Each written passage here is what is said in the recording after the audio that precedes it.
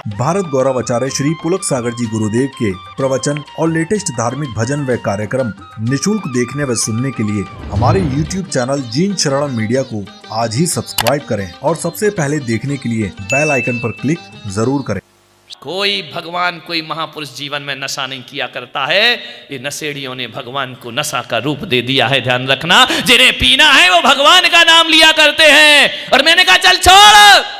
भोलेनाथ ने भांग पी, बोले पी। तो मैंने कहा तू उनका भक्त है? बोले हाँ। मैंने कहा कट्टर भक्त है? बोले कट्टर भक्त हो। मैंने कहा भोलेनाथ महादेव का भक्त है? बोले हाँ। बोले इसलिए तो शराब, इसलिए तो मैं गांजा पीता हूं, इसलिए तो भांग पीता हूं। मैंने कहा मैंने तो कहीं भोलेनाथ का चरित्र ऐसा पढ़ा नहीं है कि वो नशा करते हों, लेकिन एक बात बता बाबा। बोले क्या? मैंने कहा भोलेनाथ ने भांग पी तो तू भी भांग पीता है? बोले हाँ। तो मैंने कहा एक बार भोलेनाथ ने जहर पिया था, बोल तू उनका भक्त है, पी करके बताएगा एक बार जहर। ध्यान रखना, महादेव की भांग याद करते हो और महादेव का जहर याद नहीं किया करते हो। एक बात याद रखना, जब समुद्र मंथन हुआ था अमृत भी निकला था और जहर भी निकला था। जब जब अमृत निकला तो देवताओं ने प्याले बढ़ा दिए, अमृत हम पिएंगे, अमृत हम पिएंगे। कोई ने अमृत पिया, जब जहर निकला सबके प्याले पीछे हो गए। ध्यान रखना, ऐसा वैदिक कथाओं में लिखा हुआ है, सबके प्याले पीछे हो गए। क्यों पूछा ये जहर कौन पिएगा वरना सृष्टि नष्ट हो जाएगी। जब सब पीछे हो गए तो शिव जी ने कहा लाओ मैं जहर पिया करता हूं, दुनिया के लिए हम जहर पिया करते हैं। शिव ने जहर पिया और नीलकंठ हो जाया करते हैं। ध्यान रखिए, मैं पुलक सागर कहता हूं, अरे जो अमृत पीते हैं वो देव कहलाते हैं और जो जहर पीता है वो महादेव कहलाया करते हैं। ध्यान रखिए, उन्होंने जहर पिया। ध्यान रखना, पियो, बनो भोलेनाथ के भक्त, पियो जहर। ध्यान रखना, और ऐसे शराबियों को तो बहुत जल्दी पी लेना चाहिए। ये जहर आपके लिए बना हुआ है। मान्यवर आपसे निवेदन है मेरा, ऐसे ऐसे तर्क देते हो अपनी कमजोरियों को छुपाने के लिए। मान्यवर एक संत थे, उन्होंने एक शहर में शराब पे बहुत अच्छा प्रवचन किया। समाज के लोग बहुत खुश हुए कि संत जी आपने बहुत अच्छा व्यसन पे बोले। लेकिन प्रवचन के बाद मालूम है क्या घटना घटी? पंडाल के बाहर एक शराबी कीचड़ में शराब पी के पड़ा है। अरे लोगों ने कहा महाराज उधर तुम प्रवचन कर रहे, वहां शराबी डला है। संत ने कहा मैं क्या कर सकता हूं। पंचों ने पता किया कि देखो तो कौन है सत्संग के बाहर शराब पी के पड़ा। मालूम है जब लोगों को पता पड़ा तो पंचों के तो सर बाल उड़ गए, उन्होंने तो कान खड़े हो गए। मालूम है वो कौन था? उस संत का भाई था। अरे पंचों ने कहा बाबा जी या तो ऐसे प्रवचन बंद करो या इस भाई को यहां लिटाना बंद करो, ये पड़ा रहता क्या असर होगा? शराब समाज में हम क्या मुंह दिखाएंगे कि संत शराब पे प्रवचन करते हैं और भाई शराब पी के वहां पड़ा रहता है। संत ने कहा कोई बात नहीं, कोई बात नहीं, चिंता नहीं। समाज ने कहा कल से या तो प्रवचन बंद होगा या शराबी आना बंद होगा। संत ने कहा नहीं, वो भी आएगा और प्रवचन भी होगा। बोले ऐसे कैसे हो सकता है? आप अपने घर के भाई को नहीं सुधार पाए, दुनिया को सुधारने का काम कर रहे हैं, ये क्या मतलब है आपके संत बनने का? संत ने कहा चिंता मत करो, देखते हैं कल आता है कि नहीं आता है। कल प्रवचन हुआ, शराबी फिर वहीं पड़ा पी करके। संत से कहा भाई संत जी बहुत इज्जत खराब हो रही है समाज की, आप बंद करो ये प्रवचन। संत ने कहा नहीं, वो शराब पी के पड़ा है और मैं मानता हूं कि मेरा भाई है, लेकिन एक बात याद रखना, जो काम मैं कर रहा हूं वही काम वो कर रहा है। अरे लोगों ने कहा कि तुम भी पीते हो क्या बाबा जी? बोले नहीं मैं पीता नहीं हूं, लेकिन प्रवचन वो भी कर रहा, प्रवचन मैं भी कर रहा हूं। नांदगांव वाले एक बात ध्यान रखना, संत ने कहा कि मैं लोगों को बोल बोल के सुधारता हूँ, मैं लोगों को बता बता के सुधार रहा हूँ और वो लोगों को दिखा दिखा के सुधार रहा है। ध्यान रखना, मैं थ्योरी हूँ, वो प्रैक्टिकल है। वो कह रहा देखो शराब पियोगे तो जिंदगी में ये दशा हो जाए, वो प्रैक्टिकल है, वो प्रैक्टिकल दिखा रहा। एक शराब पीना वाला भाई नाली के किनारे पड़ा रहता है और प्रवचन करने वाला भाई सिंहासन पर जाकर बैठकर उपदेश। उसके बाद भी तुम ना सुधरो तो तुम्हारे जैसे घृतराष्ट्र दुनिया में कोई और नहीं हो सकते। एक आदमी बहुत बीमार हो गया, मुल्ला नसरुद्दीन ने शराब पी ली, शराब के नशों में दूत हो गया, सूख के कांटा हो गया। बीमार था, मालूम है, इतना बीमार कि शराब से उसका जीवन बर्बाद हो गया। मान्यवर, एक आग्रह बड़ी विनम्रता से कर रहा हूं, जीवन को इतना पवित्र बनाना, जब गंदे मंदिर में, जब गंदे स्थान पर तुम बैठना पसंद नहीं करते हो, तो गंदे मंदिर में भगवान बैठना कैसे पसंद करेगा। अब देह के देवालय को इतना पवित्र बनाओ कि इसमें परमात्मा आकर बैठे। वैदिक परंपरा में कहा कि विष्णु जी क्षीर सागर में लेटे हुए हैं, शेष नाग की शैया पर, ध्यान रखना। पूछा गया कि इसका मतलब क्या है, तो बोले इसका मतलब यही है, जो अपने हृदय को क्षीर सागर जैसा पवित्र बना लेता है, वहां परमात्मा आकर विश्राम किया करते हैं। ध्यान रखिए, जो अपने मन को क्षीर सागर सा पवित्र बना लेगा, भगवान उसमें विश्राम किया करते हैं।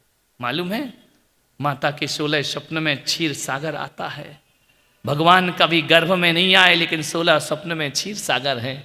वह क्षीर सागर आकर माता के चित्त को पवित्र कर दिया करता है। स्वप्न का फल होता है कि उसके घर में कोई तीर्थंकर जैसी आत्मा आ जाती है। शराब के नशों में, मसाले में, गुटखे में यदि मन को अपवित्र करोगे, कोई भी परमात्मा तुम्हारे हृदय में आने वाला मंदिर में होगा, लेकिन मन में भगवान आने वाला नहीं है।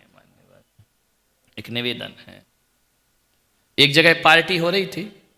डायोजनीज एक विदेशी फिलॉसफर है, वह भारत आया और उसके स्वागत में विदेश से शराब मंगाई गई।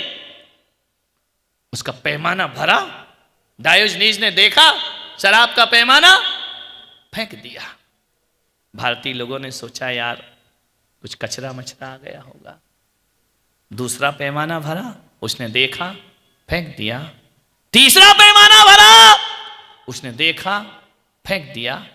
भारत के लोगों ने कहा इतनी महंगी शराब आप इसे ऐसे फेंक रहे मिट्टी में, इसमें क्या है, कोई कचरा है, गंदगी है? मालूम है, डायोजनीज ने कहा पागलो, तुम कह रहे इसमें कचरा है, गंदगी है, अरे शराब में अच्छाई कौन सी है वो मैं देख रहा था, ध्यान रखना। तुम तो गंदगी की बात करते तो खुद गंदी है। तो बोले आपको नहीं पीना तो मत पियो, मिट्टी में क्यों मिला रहे हो? मालूम है, भारत के लोगों से उस डायोजनीज जैसे फिलॉसफर ने कहा कि इसके मिट्टी में मिलाना बहुत जरूरी है। यदि इसे मैंने मिट्टी में नहीं मिलाया तो एक दिन ये पूरे हिंदुस्तान को मिट्टी में मिलाकर रख देगी। अरे शराब हमें मिट्टी में मिलाए, उससे पहले हमें शराब को मिट्टी में मिला देना चाहिए। एक आदमी बीमार हो गया, ठाकुर के पास पहुंचा। ठाकुर साहब मैं बहुत बीमार हूं। ठाकुर ने कहा इलाज करा ले। बोले सब करा लिया? सब करा लिया? बोले हाँ। टेस्ट करा ले? सब हो गए, ब्लड टेस्ट हो गए, सारी जांच हो गई, बीमारी जाती नहीं है। तो ठाकुर ने मालूम है क्या कहा? ठाकुर ने कहा एक काम कर। बोले क्या? बोले दारू पी ले। तो बोले दारू पीने से ठीक हो जाऊंगा? बोले क्यों नहीं हो जाएगा? बोले ठाकुर साहब आप भी कैसी बातें करते हो, जिंदगी में मैंने शराब को हाथ नहीं लगाया और आप कह रहे शराब पी ले तेरी बीमारी चली जाएगी। ठाकुर ने कहा बिल्कुल गारंटी से तेरी बीमारी चली जाएगी। बोले चली जाएगी, कैसे गारंटी ले रहे हो? ठाकुर ने कहा मुझे देख, मुझे देख। जब दारू पीने से मेरी ठकुराई चली गई तो मूर्ख तेरी दो कौड़ी की बीमारी नहीं जाएगी? अरे पी ले दारू, बीमारी भी जाएगी और तू भी दुनिया से चला जाएगा। ध्यान रखना, हरियाणा में शराब पे पाबंदी लगी, 6 महीने बाद सरकार को हटाना पड़ी। क्या करें, सरकार भी क्या करे, पीने वालों की जमात लगी हुई है। ध्यान रखना, जैसे ही बंद करते शराब और महंगी हो जाया करती है, ब्लैक में बिकना प्रारंभ हो जाया करती है। गुजरात में शराब पाबंदी है, ब्लैक में बिका करती है। ध्यान रखना, क्या करे सरकार, पीने वालों की जमात लगी है। मालूम है हरियाणा में पाबंदी लगी, महिलाओं ने आंदोलन छेड़ दिया, सड़कों पे उतर आई महिलाएं, डंडे लेकर उतर आई, सब शराब की दुकानें तोड़ दी, शराब की बोतलें तोड़ दी। वहां के मुख्यमंत्री को शराब पर पाबंदी लगाना पड़ी। 6 महीने बाद पाबंदी हटाना पड़ी। क्या कर सकते हैं? बोले क्यों? बोले जो बाहर से बिक रही थी वो पीछे से बिकने लगी है। धनो दिन ब्लैक में शराब बिकने, कमाई हो गई दारू के ठेकेदारों की।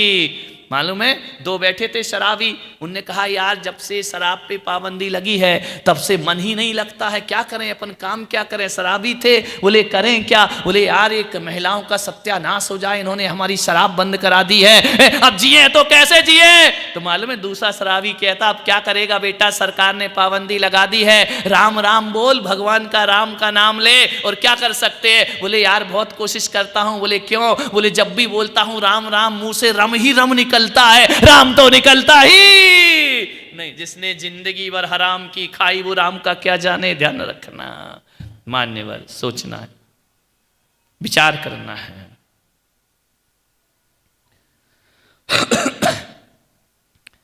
एक आदमी शराब पीकर आ गया घर में, और जैसे ही शराब पीकर आया पत्नी ने देखा, फिर पी के आ गया, फिर पी के आ गया। पत्नी ने कहा क्यों रे, तूने शराब क्यों पी, अंदर नहीं घुसने दूंगी, शराब क्यों पी। उसने कहा मेरा स्वास्थ्य खराब था।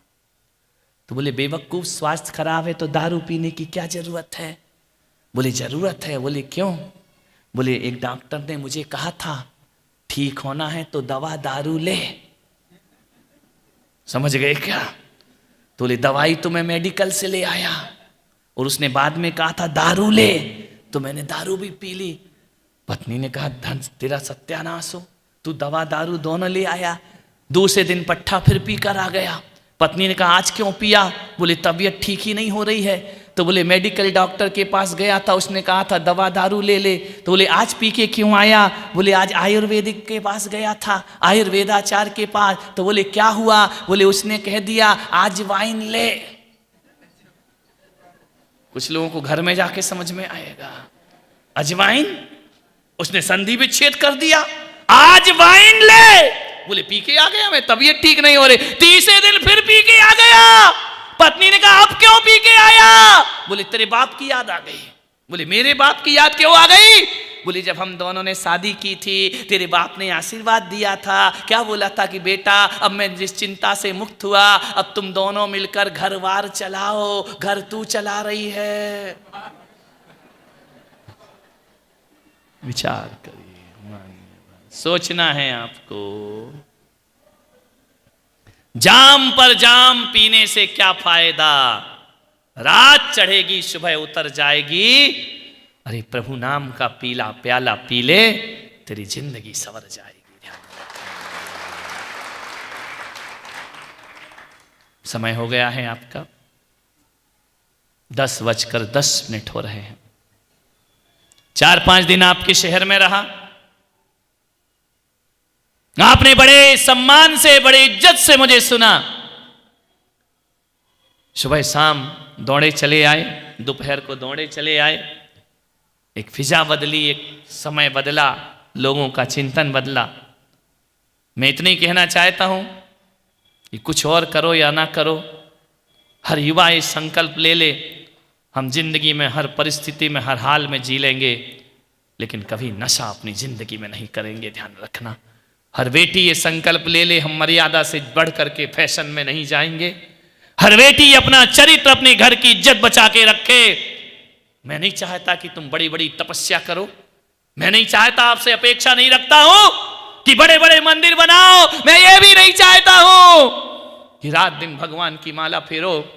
लेकिन मैं इतना चाहता हूं पुलक सागर कि जैनों जैसा आचरण जी करके जिंदगी को बिताइए मान्यवर, ताकि संत गौरव महसूस करें तुम पर, परिवार महसूस करे गौरव तुम पर, फक्र हो समाज को, राष्ट्र को, देश को। मान्यवर, जिंदगी को बहुत सही तरीके से जी लो। ये जिंदगी बार बार नहीं मिला करती है, इस जिंदगी को पवित्र बना करके जियो।